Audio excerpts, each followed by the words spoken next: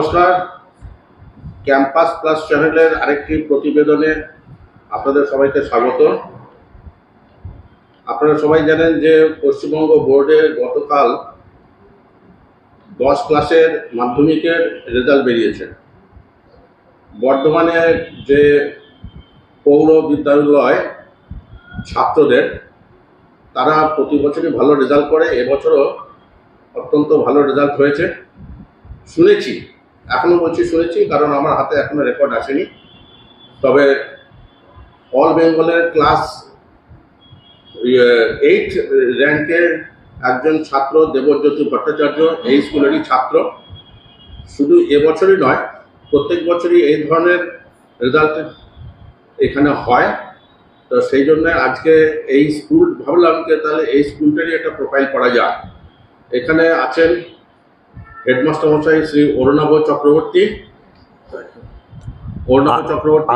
আমি ভারপ্রাপ্ত প্রধান শিক্ষক অরুণাভ চক্রবর্তী, আর ভারপ্রাপ্ত সহকারী প্রধান শিক্ষক কাজী মোহাম্মদ আবুল হায়াত। আমরা দুজনে আছি। আপনাদের দুজনকে প্রথমে সার্বিকভাবে অভিনন্দন। এই যে রেজাল্টটা হয়েছে, তো আগে প্রথমেই একটু জিজ্ঞাসা করে রাখি কিছু সাধারণ কোশ্চেন, যে হাউ ডু ফিল যে এবছর যা রেজাল্ট হয়েছে, একটু রেজাল্টটা কেমন হয়েছে বলুন, তারপরে। আচ্ছা, এই সমগ্র রেজাল্টটার ব্যাপারে আমি আমাদের যিনি ভারপ্রাপ্ত সহকারী প্রধান শিক্ষক কাজী মোহাম্মদ আবুল হায়াত, তাকে আমি কিছু বলবো।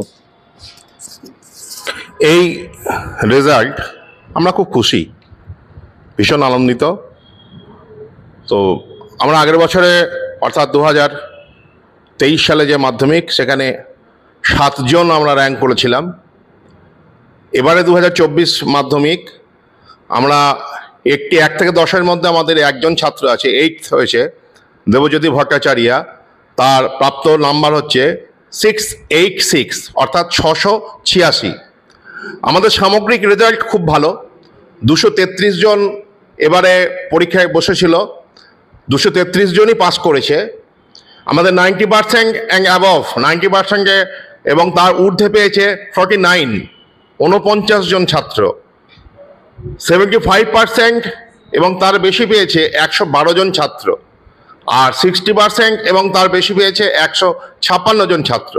তাহলে এই রেজাল্ট আমাদের কাছে খুবই আশাব্যঞ্জক। এই কারণে আমরা বলবো যে এই যে ছাত্ররা 233 জন ছাত্র আজকে মাধ্যমিকে 2024 সালে দিয়েছিল, এরা প্রত্যেকে কিন্তু লটারির মাধ্যমে আমাদের স্কুলে ক্লাস 5-এ অ্যাডমিশন নিয়েছিল। তাহলে এতদিন পর্যন্ত যে নিন্দুকেরা বলে এসেছে, এবং আমার 2023 সালেও যে রেজাল্ট আমরা পেয়েছিলাম, 7 জন স্ক্যান করেছিল আমাদের বোর্ডে, 1 থেকে 10-এর মধ্যে 7 জন ছিল, তারাও কিন্তু লটারি ফার্স্ট ব্যাচ। তাহলে যে নিন্দুকেরা এতদিন বলছিল যে Bardhaman municipal high school cream লেভেলের ছাত্রদের অ্যাডমিশন টেস্টের মাধ্যমে ভর্তি করে নিয়ে রেজাল্ট করে, শিক্ষক মহাশয়দের কোনো অবদান নেই, সেই তত্ত্ব ভ্রান্ত প্রমাণিত হয়েছে 2023-এর মাধ্যমিকের রেজাল্ট এবং 2024-এর মাধ্যমিকের রেজাল্ট। আচ্ছা, এবারে একটা প্রশ্ন রাখি। প্রশ্নটা হচ্ছে, এখন তো ইংলিশ মিডিয়ামের যুগ, যে যাই বলে না কেন, যত ভালোই বাংলা মিডিয়ামে পড়াশোনা হোক না কেন, ইংলিশ মিডিয়াম থাকলেই তাহলে যেন ষোলকলা পূর্ণ, এই ধরনের একটা ব্যাপার আছে। তা এই ইংলিশ মিডিয়ামের রমরমার যুগে এই যে বাংলা মিডিয়াম যে ধরনের রেজাল্ট দেখাচ্ছে, তো এর কারণ কি এবং তার মানে এটা একটু ব্যাখ্যা করুন। না, এখানে ধরুন মিডিয়ামটা কোনো ব্যাপার নয়, ইংলিশ মিডিয়াম বা বাংলা মিডিয়াম তো ব্যাপার নয়। আমাদের curriculum West Bengal board of secondary education, সেই কারিকুলাম আমরা মেনে চলি। তাদের যে পাঠ্যসূচি, তাদের সিলেবাস, সেখানে ইংলিশ ভার্সনে আমাদেরও স্কুলে আছে। এবারে প্রথম আমাদের যে 5 থেকে 10 অবধি ইংলিশ ভার্সনে আমরা চালু করেছিলাম। 10-এর ব্যাচ এবারে মাধ্যমিক দিল, অর্থাৎ 2024 সালে তারা মাধ্যমিক দিল। তারা অসম্ভব ভালো রেজাল্ট করেছে, তারা মানে 50 জনের মধ্যে 30 জন 90% বেশি পেয়েছে। তো এটা একটা আমাদের কাছে ভালো দিক। এবং পড়াশোনার ক্ষেত্রে আমি যেটা মনে করি, আমাদের স্কুলের ছাত্র এটা একটা উর্বর জায়গা। এখানে হচ্ছে যারাই আসবে, আমি মনে করি একজন শিক্ষক হিসাবে তারাই এখানে পরিণতি প্রাপ্তি হবে এবং তারা ভালো রেজাল্ট করবে। শুধু শিক্ষাগত যোগ্যতার ক্ষেত্রে নয়, তারা জীবনের প্রতিটা স্টেপে তারা এগিয়ে যাবে। এই যে শিক্ষা তারা এখান থেকে পেয়ে যাচ্ছে, প্রাইমারি যে শিক্ষা, মাধ্যমিক এবং এইচএস লেভেলের যে শিক্ষা, এবং আপনি মতো জানেন না আমাদের গোটা পৃথিবীতে, শুধু ভারতবর্ষে নয়, সমগ্র পৃথিবীর এমন কোনো দেশ নেই যেখানে বর্ধমান মিউনিসিপ্যাল স্কুলে স্টুডেন্টরা করে খাচ্ছে না। এবার আবার একটু ইন্টারফেয়ার করি। ব্যাপারটা হচ্ছে যে একটু পুরোনো কাল থেকে এখনো পর্যন্ত বর্ধমান মিউনিসিপ্যাল বয়েজ স্কুলের যে স্টুডেন্টদের মধ্যে যারা কিছু মানে সেই ধরনের মনে রাখার মতো ব্যক্তিদের হ্যাঁ, এখানে আমাদের স্যার বলবেন, স্যারের তো অভিজ্ঞতাটা বেশি। আচ্ছা, প্রথম বলি, আমাদের আচার্য জগদীশচন্দ্র বসু আমাদের স্কুলের প্রাক্তন ছাত্র, সুকুমার সেন বাংলার একজন সমালোচক, তিনি আমাদের বিদ্যালয়ের প্রাক্তন ছাত্র, আমাদের মনোহর রায় অ্যাপ্লাইড ম্যাথের একজন খুব বিখ্যাত মানুষ, উনি আমাদের প্রাক্তন ছাত্র। আমাদের প্রাক্তন ছাত্র হলো রাজীব মণ্ডল, যে ট্রান্স হিমালয় করেছে 340 এককভাবে হেঁটে। ডক্টর জ্যোৎস্না চৌধুরী বায়োলজির যাদবপুর বিশ্ববিদ্যালয়ের, যিনি নোবেল পুরস্কারের জন্য নমিনেটেড হয়েছিলেন। অনাদি বিহারী বসু সম্পর্কে একটু বেশি বলুন, যিনি নোবেল প্রাইজের। হ্যাঁ, ডক্টর জ্যোৎস্না চৌধুরী আমাদের বর্ধমান শহরেরই মানুষ। বাদামতলায় কনক ভবন বলে ওনার বাড়িটি এখনো আছে স্মৃতিচিহ্ন হিসাবে। উনি একটি আবিষ্কার করেছিলেন, বায়োলজি স্টুডেন্ট ছিলেন। ওনার জীবনী থেকে যেটুকু জানা গেছে যে একটা গাছের পাতা কেটে দিলে পরে উনি একটা যন্ত্র আবিষ্কার করেছিলেন, যার নিচে ওই কাটা পাতাটা রাখলে সমগ্র পাতাটাকে দেখা যেত। ওনার রিসার্চের বিষয় ছিল যে আত্মা এবং দেহ, এইটাই। তা যাই হোক, উনি নমিনেটেড হয়েছিলেন, পাননি হয়তো, কিন্তু এটাও খুব বিরাট সম্মান। এটা তো বটেই। দেবাশিস অর্থাৎ ডাবা নামে যে বর্ধমান শহরে পরিচিত, মোহনবাগান, ইস্ট বেঙ্গল, মোহামেডান তিনটে ক্লাবেই সে খেলেছে, শুধু নয়, তিনটে ক্লাবেই সাফল্যের সঙ্গে খেলেছে এবং মোহামেডান ক্লাবের দীর্ঘকালের সম্পাদক ছিল। এরকম অসংখ্য ছাত্রের কথা আমরা বলতে পারি। অভিজিৎ তরফদার, যিনি ইউরোলজিস্ট, ওয়েস্ট বেঙ্গলের খুব বিখ্যাত এবং লেখক। হ্যাঁ, এবং তার সঙ্গে ডক্টর উজ্জ্বল সিদ্ধান্ত, যিনি এইচএসে স্ট্যান্ড করেছিলেন, কিন্তু ইনি একজন খুব বড় ক্রিকেটার। আমাদের এবার যে চন্দ্রযানটি সফলভাবে উৎক্ষিপ্ত হলো, তাতেও আমাদের একজন প্রাক্তন ছাত্র আছে। অশোক মিত্র ছিলেন না, কিন্তু আমি কয়েকজনের নাম বলি, যেমন দাশরথী তা, মানে রাজনীতিবিদদের মধ্যে তখনকার দিনে বিনয় চৌধুরী, তারপরে হচ্ছে আমাদের বামফ্রন্টের চেয়ারম্যান ছিলেন সরোজ মুখোপাধ্যায়, এরা আমাদের প্রাক্তন ছাত্র ছিলেন সবাই। তা এই খুব দীর্ঘ তালিকা এর। জগদীশচন্দ্র বসু আমাদের প্রাক্তন ছাত্র ছিলেন। আমাদের প্রাক্তন ছাত্রদের, কৃতি ছাত্রদের এবং কৃতি শিক্ষক, তাদের জন্যই স্কুলের এই গৌরব এবং এই ঐতিহ্য। আমি মনে করি তারাই বিদ্যালয়ের স্তম্ভ, প্রকৃত স্তম্ভ। আচ্ছা মোস্তাফা সাহেব, একটা কথা জিজ্ঞেস করি, এখন যারা কারেন্ট স্টুডেন্টস, তাদের মধ্যে তো একদম বাচ্চা থেকে শুরু করে সিনিয়র স্টুডেন্ট ক্লাস 12 পর্যন্ত আছে, এরা কি এই স্কুলের ইতিহাস সম্পর্কে মোটামুটি তাদেরকে কিছুটা বলা হয় যে দেখো তোমাদের? তারা তো অবশ্যই এই স্কুল সম্বন্ধে জেনেই ভর্তি হতে আসছে। এটা আমাদের সহকারী প্রধান শিক্ষক মহাশয় বলতে পারবেন, এই জন্য যে এখন উনি ব্যাপারগুলো দেখেন, ছাত্রদের ব্যাপারগুলো।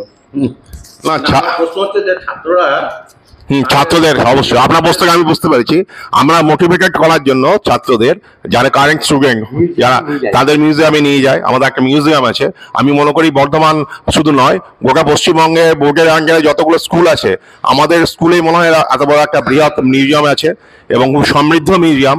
আমরা আমাদের ছাত্রদের, সুকুমার মতো যে ছাত্ররা আমাদের কাছে আসে, তাদেরকে নিয়ে যায়, তাদেরকে দেখায় এবং তাদের স্কুলের যে অতীত গৌরবোজ্জ্বল ইতিহাস বলতে পারে, সেই ইতিহাস সম্পর্কে তাদেরকে আমরা পাঠ দিই, লেসন দিই এবং তাদেরকে বলি যে তোমাদেরকেও এই গৌরবোজ্জ্বল ইতিহাসকে ছাপিয়ে যেতে হবে। এইভাবে আমরা মোটিভেটেড করার চেষ্টা করি এবং তার যে আমরা পারি, আমরা যে সফল, তার প্রমাণ ধারাবাহিকভাবে জেনে যায়। এখনকার দিনে যারা লিডিং লাইটস, তাদের মধ্যে কাউকে কি অ্যাজ মেন্টর বা মোটিভেটর তাদেরকে কি নিয়ে আসা হয়, যে যেমন ধরুন সৌরভ গাঙ্গুলি হয়তো না, আমরা সেভাবে নিয়ে আসি না, কিন্তু আমাদের বিভিন্ন সাবজেক্টের সেমিনার হয়। আমরা ইউনিভার্সিটি থেকে বা আমার বর্ধমান বিশ্ববিদ্যালয়ে কোনো আমাদের প্রাক্তন ছাত্র আছেন এখানে অধ্যাপক, আমরা বাইরের আমাদের ছাত্ররা বিভিন্ন জায়গায় সব স্কলার, তারা সেখানে অধ্যাপনা করেন। তারা যখন বর্ধমানে ফেরে বিদেশ থেকে বা আমাদের অন্য রাজ্য থেকে, তাদেরকে দিয়ে আমরা সেমিনার করানোর চেষ্টা করি, অনেক সময় করি, ছাত্ররা যাতে মোটিভেটেড হয়। এইবারে দেশের মানে এবার একটু একাডেমিক জায়গাতে আসি। ধরুন যারা 10 ক্লাসে যারা টপার, 12 ক্লাসে কি তারা তাদের সেই পজিশনগুলো ধরে রাখতে পারছে? বাড়ছে, একবারেই বাড়ছে, এবং তারা আরো নিজেদেরকে ডেভেলপমেন্ট করছে, সেই জায়গায় নিয়ে যাচ্ছে, উন্নতি করছে একেবারে। আমাদের ছাত্ররা টেস্টে যে নাম্বার পেয়েছে মাধ্যমিকে তার থেকে বেশি স্কোর করেছে। না, যেমন আমাদের সময়কার কথা বলছি, আমরা ক্লাস 11-এ পড়াশোনা করেছি, তখন তো আমাদের 10, 12 এ সমস্ত ছিল না। তো পরবর্তীতে দেখা যাচ্ছে যারা 10-এর টপার তারা 12-এ নেই। আবার দেখা গেলো অন্য হয়তো দেখো 800 নম্বর যে ছিল ক্লাস 10-এ, সে 12 ক্লাসে টপার হয়ে গেছে। না, আমাদের এতটা গ্যাপ তৈরি হচ্ছে না। আমাদের যারা ধারাবাহিকভাবে তথাকথিত ভালো ছাত্র, তারা কিন্তু তাদের সে তকমাকে ধরে রাখতে পারছে একেবারে 12 অবধি। আচ্ছা, সেই জায়গা থেকে তারা বিচ্যুত হচ্ছে। ছাত্রীদের জেনারেল টেন্ডেন্সি মানে কি নিয়ে পড়াশোনা করা? তাদের তো সব ইঞ্জিনিয়ারিং পড়বে, তবে ইঞ্জিনিয়ারিং পড়বে। আচ্ছা, আপনাকে মনে হয় না যে ব্যাপারটা একটু অন্যরকম হলেও হতে পারতো? না, আমরা যখন তাদেরকে বলি যে এটা কি আপনারা ওদের যে দাবিটাকে মেনে নিচ্ছেন, না আপনারা ওদেরকে গঠন করছেন? না, আমরা ওদের ইচ্ছাটাকে অনেক সময় ডাইভার্স করি। আমরা বলি, দেখো ইঞ্জিনিয়ার হলে তো এক জায়গায় তোমরা, অ্যাকচুয়ালি আমি যেটা বলি আমার ভাষায়, যে তোমরা বড় লোকের পোষা কুকুরে পরিণত হবে। একদম মাল্টি ন্যাশনাল কোম্পানি, তোমরা চাকরি করবে, তারা যে নিয়মবিধি মেনে দেবে তার মতো তোমাকে কাজ করতে হবে। কিন্তু তোমরা যদি আদার্স কোনো লাইনে যাও, তোমরা যদি অধ্যাপনার সঙ্গে জড়িত হও, তোমরা যদি গবেষণা করো, তোমরা যদি ডাক্তারি লাইনে যাও, তোমাদের একটা ক্রিয়েটিভিটি থাকবে। কেমন ফিজিক্স পড়লো, ফিজিক্স পড়ে তার গবেষণা, অ্যাস্ট্রোফিজিক্স পড়তে পারে, কেমন এইসব দিগন্ত একদম একদম হ্যাঁ হ্যাঁ এক্সেলেন্ট। তো এইগুলো বলে আমরা মোটিভেটেড করার চেষ্টা করি, কিন্তু সবারই ওই হচ্ছে ওই চটজলদি ফল, চটজলদি ইঞ্জিনিয়ারিং পাস করে একটা চাকরি করে একটা ইনকামের রাস্তা দেখবো আর কি। এই যে হ্যাঁ, এটা মাঝে মাঝে আমাদের সঙ্গে তাদের কনভারসেশন হয় নানা রকম বিষয় নিয়ে, আমরা চেষ্টা করি বোঝানোর, অনেকে বোঝে এবং তারা সফল হয়। আমাদেরই যেমন এক ছাত্র, সে জয়েন্টে মেডিকেল ইঞ্জিনিয়ারিং পেয়েও সে ম্যাথসে অনার্স নিয়ে হায়দ্রাবাদ পড়তে চলে গেল, এখানে ভর্তি না হয়, এরকম ছাত্রও আছে। আবার আমাদের ছাত্র আছে আইআইটি পেয়ে, সে আইআইটি 2 বছর পড়ে ছেড়ে দিয়ে আইএস দিয়ে ক্র্যাক করেছে, ভাই যে কেটে গেছে, এরকম ছাত্র আছে। কেমন, তো এইগুলো সব নিয়ে আর কি। এবার একটু অন্যরকম কথা জিজ্ঞেস করি। এটা যে শুধু মিউনিসিপাল বয়েজের সমস্যা তাও না, সবারই সমস্যা। এই যে ছেলেরা যে পরিমাণ টিউশনিতে যাচ্ছে, অনেকেই হয়তো দেখা যাচ্ছে তাদের বাপ মায়ের ওপর মাত্রা ছাড়া অর্থনৈতিক চাপ পড়ছে। তো এই ব্যাপারটাকে ধরুন কিভাবে? দেখুন, আমি বা আমাদের ভারপ্রাপ্ত সহকারী প্রধান শিক্ষক দুজনেই একটা কথাই বলতে পারি যে সামাজিক বাস্তবতা কি বলছে জানি না, তবে আমরা প্রত্যেক শিক্ষকের কাছ থেকে লিখিতভাবে নিয়েছি যে তারা প্রাইভেট টিউশনই করেন না। সামাজিক বাস্তবতা কি, আমি সে প্রসঙ্গে যাব না। আমার প্রশ্ন মোটেই শিক্ষক মহাশয়দের ব্যাপারে নয়। আমার প্রশ্ন হচ্ছে, এই যে সিচুয়েশনটা তৈরি হচ্ছে যে তারা এই যে প্রাইভেট টিউশনিতে যাচ্ছে, এই সিচুয়েশনটা তৈরি কেন হচ্ছে? বলি, এটা কিছু ক্ষেত্রে একটা কি বলবো, মানে কম্পিটিশন কাজ করছে। মিস্টার এক্স এর ছেলে আকাশে কোচিং নেয়, আর মিস্টার ওয়াই বলছে আমার ছেলে কেন নেবে না, কেমন? বা মিস্টার ওয়াই এর ছেলে বাড়ি থেকে চাপ সৃষ্টি করছে যে আমার বন্ধু আকাশে যাচ্ছে, আমি কেন যাব না। এই যে এক নম্বর। 2 নম্বর হচ্ছে, কিছু সংস্থা তারা ঝাঁপিয়ে পড়েছে শিক্ষাকে নিয়ে ব্যবসা করার জন্য। শিক্ষা এবং স্বাস্থ্য, শিক্ষাক্ষেত্রে কিছু কর্পোরেট জগতের লোক ঢুকে পড়েছে এবং তারা এমনভাবে মোড়কে ছেড়ে দিচ্ছে জিনিসটাকে যে অমুক প্রতিষ্ঠানে যদি আমরা কোচিং না নিই তাহলে বোধহয় আমার জীবনটা বৃথা হয়ে যাবে। কেমন, এইটা একটা বিষয়। 3 নম্বর বিষয় যেটা, যে কিছু ছাত্র যে পড়বো না, আমি পুরো বইটা পড়বো না, আমি কারো কাছে গেলাম, রেডিমেড একটা সাজেশন আনসার পেয়ে গেলাম, সেটাকে আমি মুখস্থ করলাম, উগড়ে দিয়ে চলে এলাম, নাম্বারটা পেলাম, অর্থাৎ থাকবো না। যেটা আমাদের সময় কিন্তু ছিল না, আমরাও ছাত্র ছিলাম, আমাদের সময় এই টেন্ডেন্সি ছিল না। আমরা মনে করতাম ক্লাসকে ফলো করব, টেক্সট বইটা ভালো করে পড়বো, তারপরে আমরা আনসার দেব। কিন্তু এখন ছাত্রদের মধ্যে সেই ধৈর্যটা আস্তে আস্তে চলে যাচ্ছে। এবং এর মূলে আমার যেটা মনে হচ্ছে, আমার ব্যক্তিগত মত, জানি না আপনাদের প্রত্যেকের সঙ্গে আমার মতামত মিলবে কিনা, নিউক্লিয়ার ফ্যামিলি কিন্তু এর মূলে প্রধান কারণ কাজ করছে। সহনশীলতা, ধৈর্য ছাত্রছাত্রীর মধ্যে গ্রো করছে না, কারণ তারা দেখছে বাবা মা এবং সে তিনটে প্রাণী বাড়িতে। আগামী দিনে ছেলেরা পিসি কাকে বলে জানবে না, জ্যাঠামশাই কাকে বলে জানবে না, কাকা কাকে বলে জানবে না, মাসি কাকে বলে জানবে না, মামা কাকে বলে জানবে না। তাহলে এই যে নিউক্লিয়ার ফ্যামিলি, 3জন কি 4জন মেম্বার, ছেলেবেলা থেকেই ওই ছাত্রটি বাবা মা তার সমস্ত আবদার পূরণ করছে। বোঝা গেল। আর বেশি বিরক্ত করবো না, আর একটা দুটো প্রশ্নই করবো। সেটা হচ্ছে, দেখুন, ভালো রেজাল্ট বলতে আমরা সবসময় বা স্ট্যান্ড করা এগুলো মানে আমরা শুধু সায়েন্সের ছেলেদেরকে বলছি, কিন্তু স্কুলগুলো তো শুধু সায়েন্স নয়, ইংরেজি সাহিত্য, বাণিজ্যটা নয় বাদিয়ে দিলাম যে সেটা টেকনিক্যাল সাবজেক্ট, সাহিত্য পড়ার জন্য কি ছেলেরা আগ্রহী হচ্ছে? আছে আমাদের সায়েন্সের ছেলে সায়েন্স না নিয়ে আর্টস নিয়ে পড়েছে, মানে এবং ভালো রেজাল্ট করে ভালো জায়গায় প্রতিষ্ঠিত।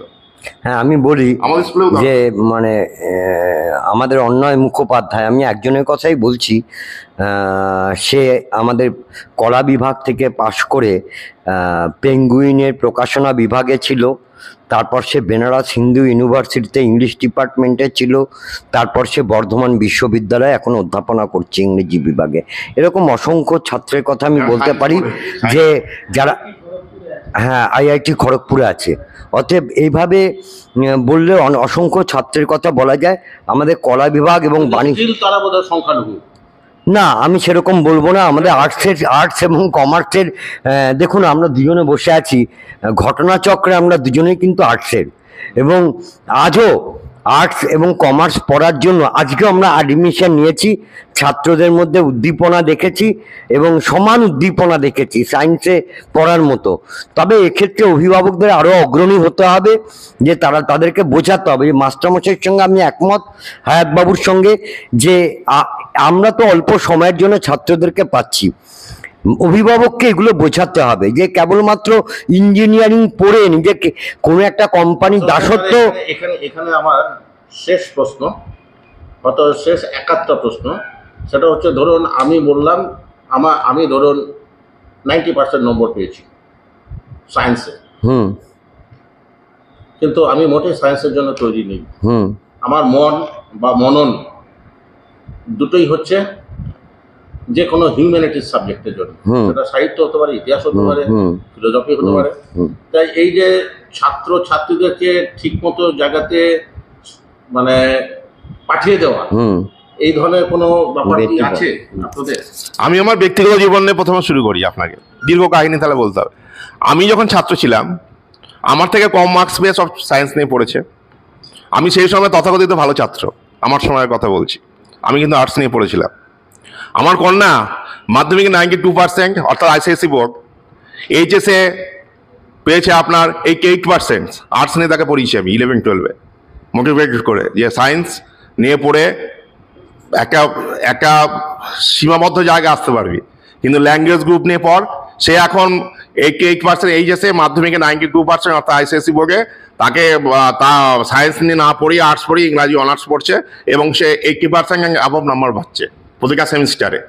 তো আমার ইচ্ছা তাকে আমি বিদেশে পাঠাবো, এবং মেয়ে এখন খুশি। আমার তখন সেই সময় মেয়ে আমার প্রতি বিরক্ত হয়েছিল, আমার প্রতি রাগ দেখিয়েছিল সায়েন্স হ্যাঁ পড়তে দিন, কিন্তু মেয়ে এখন খুশি। মেয়ে এই ইংলিশ ল্যাঙ্গুয়েজ পড়ে, লিটারেচার পড়ে ও ভীষণ খুশি, বলছে আমি এর মধ্যে সব কিছু খুঁজে পাচ্ছি।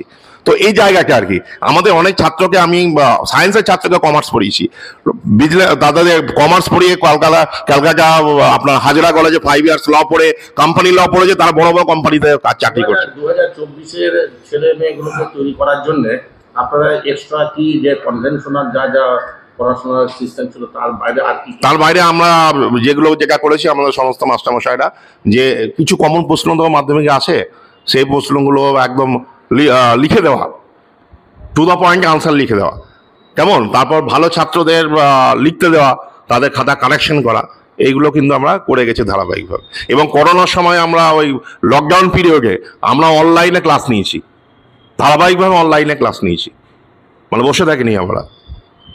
ঠিক আছে হেডমাস্টার মশাই, আপনাকে অশেষ ধন্যবাদ এই আপনার গোটা টিম নিয়ে আমার সঙ্গে কথা বলার জন্য। এবং আমাদের স্যার আমাদের সুযোগ্য নেতা, সাংঘাতিক নেতৃত্ব দিচ্ছেন, মানে আমরা বুঝতে পারি না উনি আমাদের দিকে কিভাবে কাজটা করিয়ে দেন। এইটাই তো হচ্ছে সঠিক, আমরা বুঝতে পারি না কিভাবে কাজটা উনি করিয়ে দিলেন। তা সকলের সহযোগিতায় এবং আমাদের মাস্টারমশাইরা যথেষ্ট যোগ্য, আমাদের যারা শিক্ষক শিক্ষাকর্মী তারা যথেষ্ট পরিশ্রমী, এই জন্যই এই বিদ্যালয় বর্ধমান জেলার সেরা বিদ্যালয় হিসাবে দাঁড়িয়ে আছে। শুধু বর্ধমান জেলা না, পশ্চিমবঙ্গ। হ্যাঁ, আপনাকে অসংখ্য ধন্যবাদ যে আমাদের বিদ্যালয় সম্পর্কে এই তথ্য মানুষের কাছে পৌঁছে দেওয়ার জন্য। নমস্কার। নমস্কার।